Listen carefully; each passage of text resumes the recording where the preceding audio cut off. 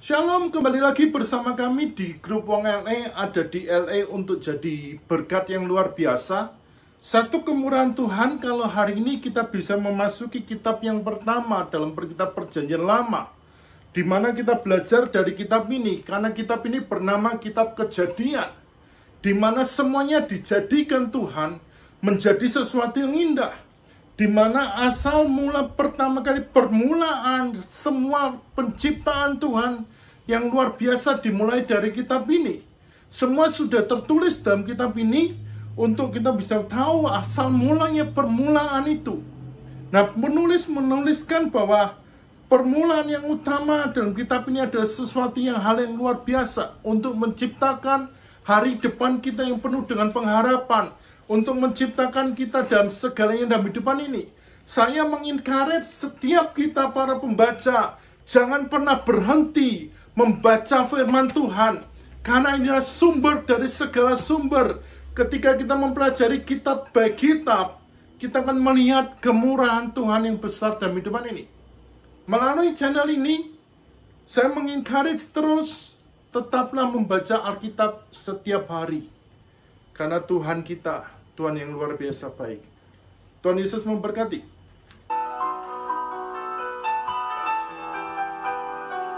Kejadian pasal 31. Yakub lari meninggalkan Laban. Kedengaranlah kepada Yakub anak-anak Laban berkata demikian. Yakub telah mengambil segala harta milik ayah kita, dan dari harta itulah ia membangun segala kekayaannya. Lagi kelihatan kepada Yakub dari muka Laban bahwa Laban tidak lagi seperti yang sudah-sudah kepadanya. Lalu berfirmanlah Tuhan kepada Yakub, "Pulanglah ke negeri nenek moyangmu dan kepada kaummu, dan aku akan menyertai engkau." Sesudah itu Yakub menyuruh memanggil Rahel dan Lea untuk datang ke padang, ke tempat kambing dombanya. Lalu ia berkata kepada mereka, "Telah kulihat dari muka ayahmu bahwa ia tidak lagi seperti yang sudah-sudah kepadaku, tetapi Allah ayahku menyertai aku. Juga kamu sendiri tahu bahwa aku telah bekerja sekuat-kuatku pada ayahmu. Tetapi ayahmu telah berlaku curang kepadaku dan telah 10 kali mengubah upahku. Tetapi Allah tidak membiarkan dia berbuat jahat kepadaku. Apabila ia berkata, 'Yang berbintik-bintiklah akan menjadi upahmu,' maka segala kambing domba itu beroleh anak yang berbintik-bintik. Dan apabila ia berkata, 'Yang bercoreng-corenglah akan menjadi upahmu,' maka segala kambing domba itu beroleh anak yang bercoreng-coreng. Demikianlah Allah mengambil ternak ayahmu dan memberikannya kepadaku. Pada suatu kali pada masa kambing domba itu suka berkelamin, maka aku bermimpi dan melihat bahwa jantan-jantan yang menjantani kambing domba itu bercoreng-coreng, berbintik-bintik, dan berbelang-belang. Dan malaikat Allah berfirman kepadaku dalam mimpi itu, 'Yakub,' jawabku, 'Ya Tuhan.' Lalu ia berfirman, 'Angkatlah mukamu dan lihatlah bahwa segala jantan yang menjantani kambing domba itu bercoreng-coreng, berbintik-bintik, dan berbelang-belang. Sebab telah kulihat semua yang dilakukan oleh Laban itu kepadamu. Akulah Allah yang di Betel itu, di mana engkau mengurapi tugu, dan di mana engkau bernasar kepadaku. Maka sekarang bersiaplah engkau, pergilah dari negeri ini, dan pulanglah ke negeri sanak saudaramu." Lalu Rahel dan Lea menjawab Yakub katanya, "Bukankah tidak ada lagi bagian atau warisan kami dalam rumah ayah kami? Bukankah kami ini dianggapnya sebagai orang asing, karena ia telah menjual kami? Juga bagian kami telah dihabiskannya sama sekali. Tetapi segala kekayaan yang telah diambil Allah dari ayah kami adalah milik kami dan anak-anak kami. Maka sekarang perbuatlah segala yang difirmankan Allah kepadamu." Lalu bersiaplah Yakub, dinaikkannya anak-anaknya dan istri-istrinya ke atas unta, digiringnya seluruh ternaknya dan segala apa yang telah diperolehnya, yakni ternak kepunyaannya yang telah diperolehnya di Padan Aram, dengan maksud pergi kepada Ishak ayahnya ke tanah Kanaan. Adapun Laban telah pergi menggunting bulu domba-dombanya. Ketika itulah Rahel mencuri terafim ayahnya, dan Yakub mengakali Laban orang Arab itu dengan tidak memberitahukan kepadanya bahwa ia mau lari. Demikianlah ia lari dengan segala harta miliknya. Ia berangkat menyeberangi sungai Efrat dan berjalan menuju pegunungan Gilead. Laban mengejar Yakub. Ketika pada hari ketiga dikabarkan kepada Laban bahwa Yakub telah lari, dibawanyalah sanak saudaranya bersama-sama. Dikejarnya Yakub 7 hari perjalanan jauhnya, lalu ia dapat menyusulnya di pegunungan Gilead. Pada waktu malam datanglah Allah dalam suatu mimpi kepada Laban, orang Aram itu, serta berfirman kepadanya, "Jagalah baik-baik, supaya engkau jangan mengatai Yakub dengan sepatah kata pun." Ketika Laban sampai kepada Yakub, Yakub telah memasang kemahnya di pegunungan. Juga Laban dengan sanak saudaranya telah memasang kemahnya di pegunungan Gilead. Berkatalah Laban kepada Yakub, "Apakah yang kau perbuat ini? Maka engkau mengakali aku dan mengangkut anak-anakku perempuan sebagai orang tawanan. Mengapa engkau lari diam-diam dan mengakali aku? Mengapa engkau tidak memberitahu kepada aku, supaya aku menghantarkan engkau dengan sukacita dan nyanyian dengan rebana dan kecapi? Lagi pula engkau tidak memberikan aku kesempatan untuk mencium cucu-cucuku laki-laki dan anak-anakku perempuan. Memang bodoh perbuatanmu itu. Aku ini berkuasa untuk berbuat jahat kepadamu. Tetapi Allah ayahmu telah berfirman kepadaku tadi malam, jagalah baik-baik, jangan engkau mengatai Yakub dengan sepatah kata pun. Maka sekarang kalau memang engkau harus pergi semata-mata karena sangat rindu ke rumah ayahmu, mengapa engkau mencuri dewa-dewaku?"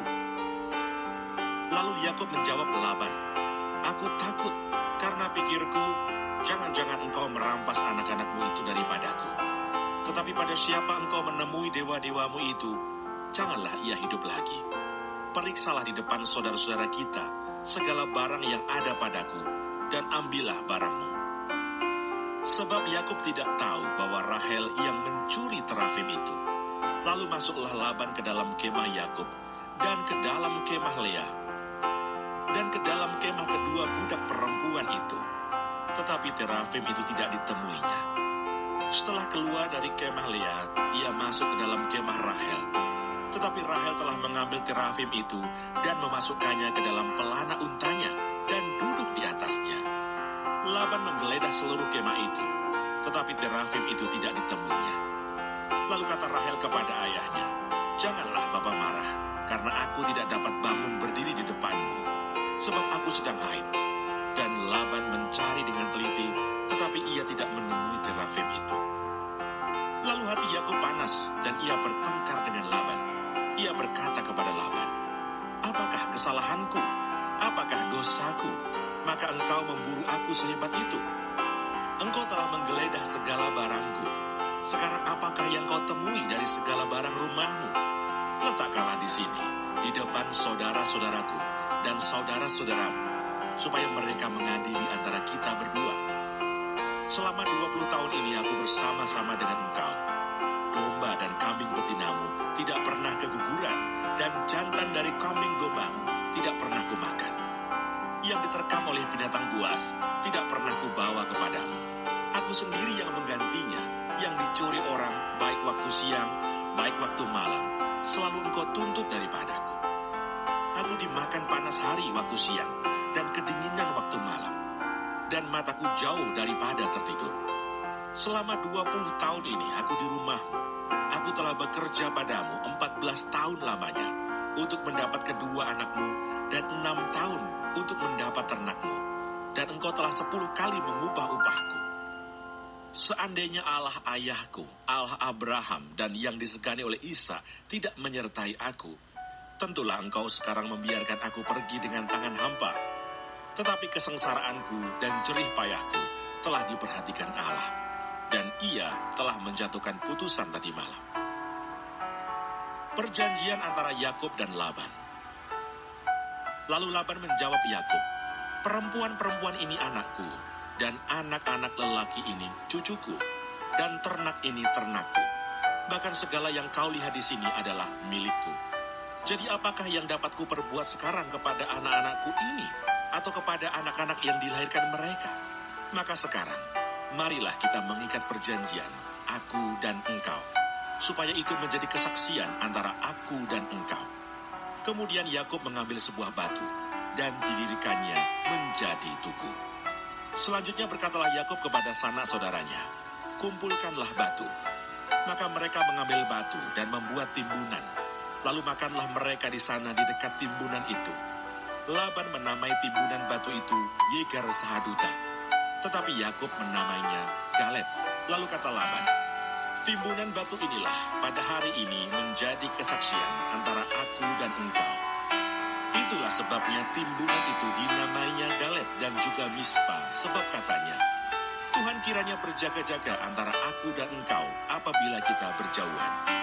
Jika engkau mengaibkan anak-anakku, dan jika engkau mengambil istri lain di samping anak-anakku itu, ingatlah, walaupun tidak ada orang dekat kita, Allah juga yang menjadi saksi antara aku dan engkau." Selanjutnya kata Laban kepada Yakub, "Inilah timbunan batu, dan inilah tugu yang kudirikan antara aku dan engkau. Timbunan batu dan tugu inilah menjadi kesaksian bahwa aku tidak akan melewati timbunan batu ini mendapatkan engkau, dan bahwa engkau pun tidak akan melewati timbunan batu dan tugu ini mendapatkan aku dengan berniat jahat. Allah Abraham dan Allah Nahor, Allah ayah mereka, kiranya menjadi hakim antara kita." Lalu Yakub bersumpah demi yang disegani oleh Ishak ayahnya, dan Yakub mempersembahkan korban sembelihan di gunung itu. Ia mengundang makan sanak saudaranya, lalu mereka makan serta bermalam di gunung itu. Keesokan harinya pagi-pagi Laban mencium cucu-cucunya dan anak-anaknya serta memberkati mereka. Kemudian pulanglah Laban kembali ke tempat tinggalnya.